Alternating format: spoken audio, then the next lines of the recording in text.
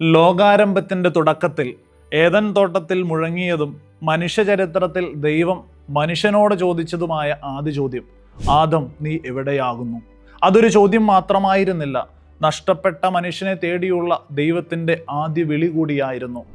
ആയിരക്കണക്കിന് വർഷങ്ങൾ കടന്നുപോയി, സാമ്രാജ്യങ്ങൾ ഉയർന്നു വീണു, നാഗരികതകൾ ജനിച്ചു അസ്തമിച്ചു, ആകാശങ്ങൾ അളക്കപ്പെട്ടു, കടലുകൾ കീഴടക്കി മനുഷ്യൻ മുന്നേറി. പക്ഷേ ഇന്നും മനുഷ്യ മനസ്സിൻ്റെ അന്തരാത്മാവിൽ ഉത്തരം കിട്ടാതെ നിരന്തരം മുഴങ്ങിക്കൊണ്ടിരിക്കുന്ന ഒരു ചോദ്യം ബാക്കിയുണ്ട്, നീ എവിടെയാകുന്നു? ആ ശാശ്വതമായ ദൈവവിളിയെയാണ് നമ്മുടെ നാടിൻ്റെ പ്രിയ ജനനായകൻ മുഖ്യമന്ത്രി VD സതീശൻ സാർ ആദം നീ എവിടെയാകുന്നു എന്ന പുസ്തകത്തിലൂടെ വീണ്ടും നമ്മുടെ ഹൃദയങ്ങളിലേക്ക് കൊണ്ടുവരുന്നത്. ഇതൊരു രാഷ്ട്രീയ നേതാവിൻ്റെ പുസ്തകമല്ല, ക്രിസ്തുവിൻ്റെ വാക്കുകളിൽ പ്രത്യാശ കണ്ടെത്തിയ ഒരു മനുഷ്യൻ്റെ ദൈവാന്വേഷണം.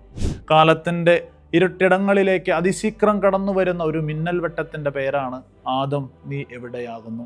ഉറങ്ങിക്കിടക്കുന്ന മനുഷ്യ മനസാക്ഷികളിൽ പടരുന്ന ഒരു കാട്ടുതീ കൂടിയാണിത്.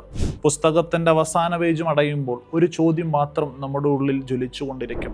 ലോകം കീഴടക്കിയെന്ന് അവകാശപ്പെടുന്ന നീ നിന്നെ തന്നെ കണ്ടെത്തിയോ? അവിടെയാണ് ഈ പുസ്തകത്തിൻ്റെ ഓരോ താളും വ്യത്യസ്തമായ ഒരു വായനാനുഭവം സമ്മാനിക്കുന്നത്.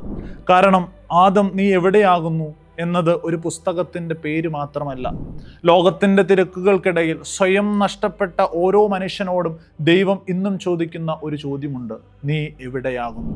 കാലങ്ങളെ ഭേദിച്ച് ഇന്നും മുഴങ്ങുന്ന ആ ദൈവവിളി വീണ്ടും കേൾക്കാൻ ആഗ്രഹിക്കുന്നവർക്ക്, സ്വന്തം ഉള്ളിലെ യഥാർത്ഥ മനുഷ്യനെ വീണ്ടും കണ്ടെത്താൻ ആഗ്രഹിക്കുന്നവർക്ക് ഈ പുസ്തകം ഒരു വായനയല്ല, മറിച്ച് ഒരു അനുഭവമാണ്, ഒരു തിരിച്ചുവരവാണ്, ഒരു വിപ്ലവത്തിലേക്കുള്ള ആദ്യ കാൽവെപ്പാണ്.